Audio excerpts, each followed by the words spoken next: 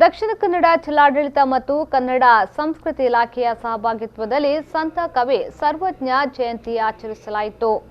ಮಂಗಳೂರಿನ ಉರ್ವಷ್ಟೂರಿನ ತುಳು ಭವನದಲ್ಲಿ ಕಾರ್ಯಕ್ರಮವನ್ನು ಹಮ್ಮಿಕೊಳ್ಳಲಾಗಿತ್ತು.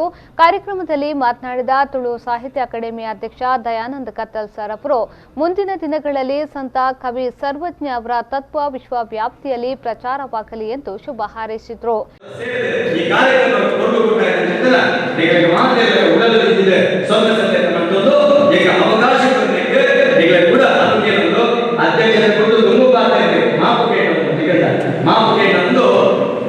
ಈ ಕಾರ್ಯಕ್ರಮ ಯಶಸ್ವಿಯಾವಡೆ ಸರ್ವಜ್ಞ ತತ್ವ ಆದರ್ಶ ವಿಶ್ವವ್ಯಾಪ್ತಿಯಾವಡೆ ಈ ಜಗತ್ತು ಸರ್ವಜ್ಞ ತತ್ವದಲ್ಲಿ ಇಪ್ಪಡೆ ಕಟ್ಟಿನ ಮಾತ್ರ ಕಂಡುದು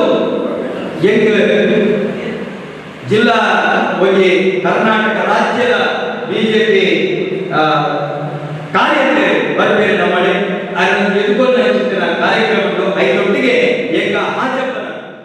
ಈ ವೇಳೆ ಜಿಲ್ಲಾ ಪಂಚಾಯತ್ ಉಪಾಧ್ಯಕ್ಷೆ ಕಸ್ತೂರಿ ಪಂಚ, ಕನ್ನಡ ಮತ್ತು ಸಂಸ್ಕೃತಿ ಇಲಾಖೆಯ ಅಧಿಕಾರಿ ರಾಜೇಶ್, ಕನ್ನಡ ಸಾಹಿತ್ಯ ಪರಿಷತ್ನ ಜಿಲ್ಲಾಧ್ಯಕ್ಷ ಪ್ರದೀಪ್ ಕುಮಾರ್ ಕಲ್ಕೂರ, ಡಾಕ್ಟರ್ ಅಣ್ಣಯ್ಯ ಕುಲಾಲ್ ಮತ್ತಿತರರು ಉಪಸ್ಥಿತರಿದ್ದರು.